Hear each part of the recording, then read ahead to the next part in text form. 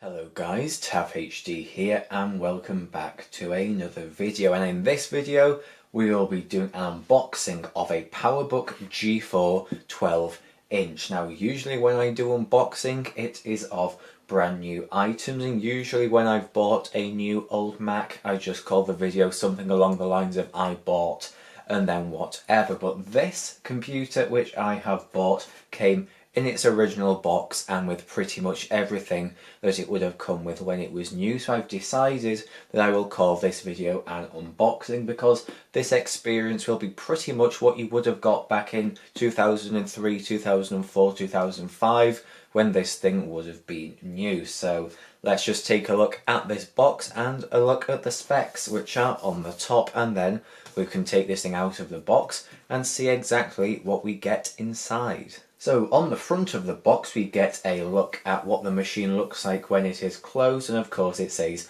PowerBook G4 12-inch. This is actually quite a simple box. It's black just with the computer on it. It does stand out quite a lot. On the side we just get an Apple logo, and on the back we get a look at what the machine looks like when it is open. Now of course, being a 12-inch, the keyboard does go right to the edges. They couldn't have made this thing any smaller without making the keyboard smaller, so this is just showing the fact that it really is a small machine. And on the other side we of course again get an Apple logo. There's some little symbols down at the bottom, and here is the original label with some of the specs on it here, as well as the serial number and a few other things there. Designed by Apple in California, computer assembled in Taiwan. These days they're all made in China, so that is quite different. Alright, so I've just zoomed into the spec label so we can see that a little bit more clearly now. This is a 1 GHz G4. I believe you could get up to a 1.33 GHz in the 12-inch. Of course, in the 15 and 17s you could get up to a 1.67 towards the end. If that's incorrect and you could get a higher one in this, I will put it up on the screen. We have 256 megabytes of PC2100 DDR SD RAM, and you can actually put up to 1.25 gigabytes in here, so maybe we can do that upgrade in the future. It comes with a 40 gigabyte hard drive and of course the 12.1 inch TFT XGA active matrix display, and the resolution of that is 1024 by 768. And in terms of video memory, we've got 32 megabytes of DDR SD RAM. Now we do have a slot loading combo drive in this model. It can do DVD ROMs and CD rewrite. We've got a Firewire 400 port, two USB 2.0s, audio line in, headphone out, mini DVI, and we also have a lithium-ion battery which can give us up to 5 hours of running time, compared to the new MacBook Pros which can get 17, even more than that, hours of time. This seems pretty pathetic, but at the time, for the size of machine, this was impressive. Now I have already had this out of the box and the battery is no longer in here. It's starting to expand, so I took it out and that is now somewhere else where it won't cause any damage to this machine. There's also some other things on here. So we've got built-in 10100 base T Ethernet and a 56k modem. It's ready for Airport Extreme Wireless. This one does have Wi-Fi. It's got built-in Bluetooth 1.1 and it came of course pre-installed with macOS. Now I can't remember which version of macOS is currently on here, but that is something that we can look at once we get onto this thing. Alright, so I've now got a bit of a wider angle and I think it's time to open up this box. We just need to open the front and the entire thing lifts up just like that. Now I'll have to hold this lid up just so it doesn't hit my monitor, but straight away we get a cardboard piece just in there, and that says on it, designed by Apple in California, and there is an Apple logo on that thing as well. I'll just have to move the box to the side so I can open the lid completely. You can still see what's going on, so that is okay. We now lift up on this piece of cardboard and inside we get some of the accessories. Here is the original power cable extension. It's quite dirty, so I'm guessing that it has been heavily used in the past, but it's here. with what appears to be some sort of original twist tie on here. Don't know if it's the original one which would have come on this, but it does look like it is an Apple twist tie. Next up, still in its packet, we get a mini DVI to full-size DVI adapter. The packaging is of course yellowed with age, that is to be expected, but it doesn't look like this has ever been taken out of its packet. Next up, here is the wall adapter which goes straight into the charger. This has no wear on the prongs at all. This may well have never been used. The packet is open, but whether it's been used or not, I don't know. It looks to be in really good condition. Next up, I believe, is a mini DVI to VGA adapter. This is opened, but it looks to be in very good condition if it has been used at all. And stuck to that is the original sticker which would have sealed the box. There you can see half of it, the rest of it is stuck on there. So this is the sort of attention to detail with preserving things which people just don't do. Keeping the original sticker, that's just great. It's the sort of thing I would do, but not many people would. And finally in here we get the actual charger itself. This of course has been used, this machine has been used, it's not new in box or anything like that. So here is the charger. This is a 45 watt one, and if you look at that on the end of the charger, it still has its original plastic cap. That is just a great thing to still see. So that's everything of interest in here. There's some little bits of plastic which I guess would have gone on things at some point in the past. I'm guessing this would have wrapped around something in the past, maybe around the charger. It's not around there anymore, but that of course doesn't matter. So we can now close down that piece of cardboard and we can lift off the polystyrene and get down to the next layer. Now down here we have just a bit of paper. In here are the install discs. The person I bought this from couldn't find the discs when he came and gave me the machine, so I got these after the fact, but the discs are in here. I'll try not to show the front because it's got the original owner's name on it, so I'll just keep that off to the side for now. And next up we get the original owner's manual. This says PowerBook G4 12-inch getting started. It has started to yellow, but of course this is very, very old, and this is definitely something you don't see anymore. This has got diagrams in it, it's in colour, and it really does go into detail about everything that you would need to know about your new PowerBook. This is just something you don't see anymore. Of course, all this can be found on the internet now, and you can just watch a quick video and that will probably tell you everything. So this isn't necessary anymore, but it's definitely very cool to see. We then get some important Apple software proof of purchase coupons. I don't really know what these are all about. I've never seen them before, but it really doesn't look like this has ever been opened. And there's also an introduction to Apple Bluetooth in there. I'm guessing there'll be some other documents in there, but since it doesn't look like it's been opened, I won't open this. I will leave it sealed for now. Maybe in the future I'll take a look at it, but for now I'd like to keep it sealed. And finally we get to the main thing in the box. If I just tip it up, you can see in there, there is the machine in its original packaging, still with the Apple sticker on the top. So I'm going to get out the machine now. Here it comes in its original protective sleeve, still with the label on. Important, please read software license agreement before using this Apple product. By using the software, you are agreeing to be bound by the terms of the license agreement. I still think they use something like this on their modern machines, but it's great to see that this is still intact. Unlike most people who would just rip through this and get into the computer, this one has been carefully peeled up to preserve it, and inside we'll find the machine. So let's now take it out, and here is the 12-inch PowerBook, as you can see there. Okay, so here is a close-up of the machine. We'll take a quick look around it and then we will boot it up. And I should probably say my nails aren't intentionally painted white. I've been doing some decorating at my grandparents' house. I'm now covered in paint and I can't get it off.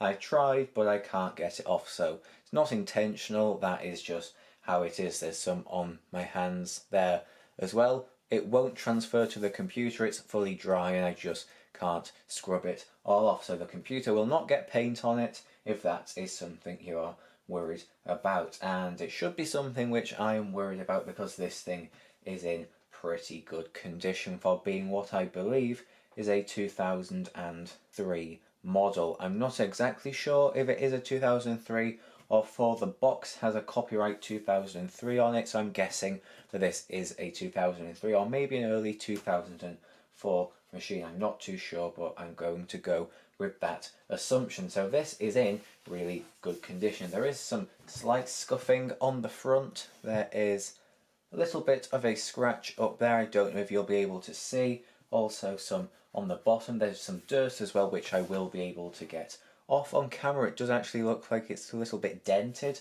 around here. That's just shadows. It's not actually dented, but let's now take a look at the ports on this thing. So of course, power, modem, Ethernet, Firewire 400, 2 USB 2s, mini DVI, audio in and out, and Kensington lock, and of course air vent there.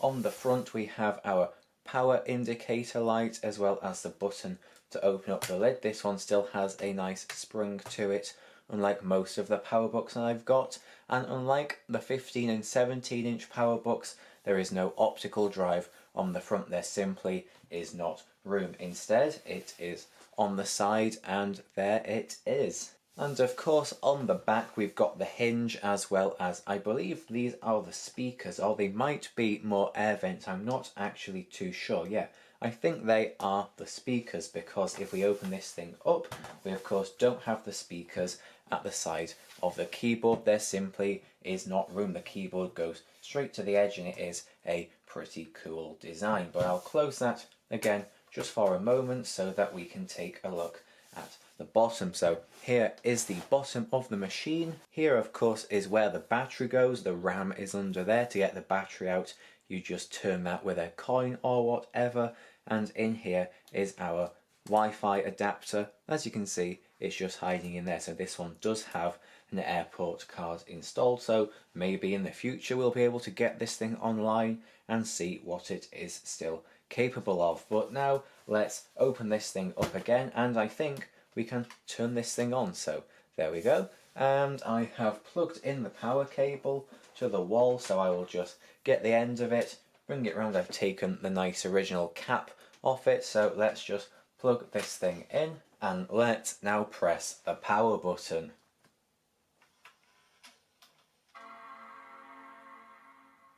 There we go, we got a nice bong from those speakers, and I heard the optical drive, so I'm guessing that it is somewhat working. This hasn't been factory reset, it has got an account on it already, and as you can see that is a very dim display, but of course as it warms up it will get brighter. That's just the way these old displays are. So let's just see how long this takes to boot up. Of course I believe it's still got its original hard drive.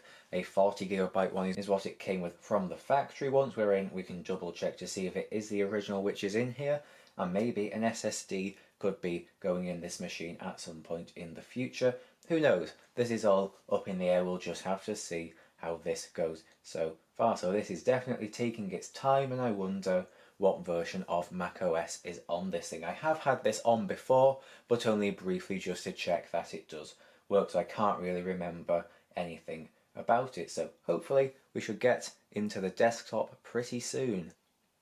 Okay, macOS 10 is loading. You can tell by that this is a quite early version of OS 10. Let's wait for this to load up. There we go, it's coming up to the desktop. My cursor is now moving, and there we go. I think this thing is now pretty much all loaded. Okay, a closer angle of the screen there. So let's go up into about this Mac and just take a look at what we have and make sure it is as I thought. So as you can see, macOS 10.2.7.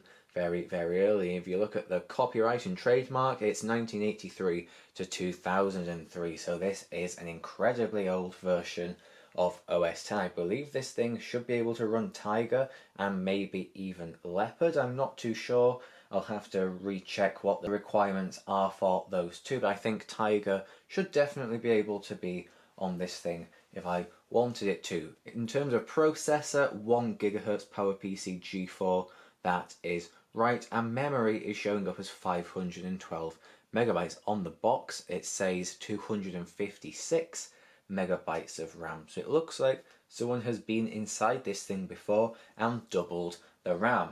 The person I bought this from, I believe, was the original owner, so I'm guessing at some point he decided to double the RAM. So I'm guessing he did care about this machine. Well, he must have done to keep the box and all the accessories. So that's pretty cool to see that it has had a little bit of a RAM upgrade. Let's take a look at more info, and here inside of System Profile that we can see some more things. So yes, 10.2.7 Macintosh HD. You can see the username of the account, that is the previous owner's name, and down here we can see a little bit more information about the RAM. So there is a built-in 256 megabytes, and then in DIM 1 someone has added a DDR SD RAM 256 megabyte stick. So it would have originally just come with the built-in, but someone's added an extra 256 at some point. That will have given it a nice little boost. If we go over to devices and volumes, we can see that the CD-ROM is being recognized, and so is the hard drive. Let's just go and check through some other of these things. These are all very old, from August 2003, so I'm guessing that this is probably when this thing is from, somewhere around that time. Let's look in applications, quite a lot going on in there. Yep, all August 2003 again, so I'm guessing that that may have been when this thing was first set up. And yeah, that's pretty much all there is to see in there. So let's now quit out of System Profiler, and there's not really too much else to see on this machine. It does look pretty fresh, and it looks like most of the previous owners' things have now been taken off. Let's just test the speakers. I did hear it bong, but let's just make sure. Let's turn up the volume. There you go, you can hear it just by changing it, but let's try a different sound. Yep. These speakers are definitely working. I'll turn it back down a bit just so it's not too loud. Now I think I'm going to get one of the original discs, try putting it in and just see if they are recognised, just to make sure that the drive is working. So here is the software install and restore disc. It is for a 12-inch PowerBook. As far as I know, this is the original one, so let's just put it into the slot on the side of the machine. Let's see if it will accept it. There we go, it has been accepted. Let's see if anything does show up. I can hear it is spinning it. So with any luck we should get something coming up. Here we go, PowerBook G4 software. There we go, it looks like it is working. Let's just go to install applications and classic support, just to make sure that it can read from this just fine. Yeah, the installer is opening up on here. So yeah, looks like the optical drive is working, and it also looks like this disk is working just fine. Of course, you need to read through that before you install macOS, but I highly doubt anyone actually does. So let's now eject that disk. Let's make sure that it does eject. Command E, will it be able to push it out? There we go, that ejected just fine. So there's not much else I actually want to do in this video. In the next video about this machine, because there will be some, I would like to try some video editing on here. Thankfully it does come with iMovie pre-installed. Let's go to About iMovie, and it looks like this is iMovie 3, copyright up to 2003. So yeah, this does look to be a 2003 machine with the 2003 software on it. So this is a very old version of iMovie now, but I would quite like to give this a go in a future video. But I think that's all I want to look at in there for now. But as you can see, just by clicking up on the Wi-Fi symbol, it is recognising some Wi-Fi networks. So I think that will be it for this video, but in a future one, as I've already said, we will be doing some video editing, and I think we may also be trying to do some web browsing on this thing too. So thank you very much for watching this video, and please do subscribe and leave a like if you would like to see more content on this thing. So we will of course be doing those two things I have just mentioned, but if there's anything else you would like me to do with this, please do let me know. But I think for this video that is now it, I will now turn this thing off and put it back in its box until next time. I want to keep this preserved as nicely as I can, and that will be done by putting it back in its box and putting it back on my shelf until I need to use it again. So let's now shut this thing down, and that will now be the end of this video. So thank you very much for watching, and I will see you in the next one. Goodbye.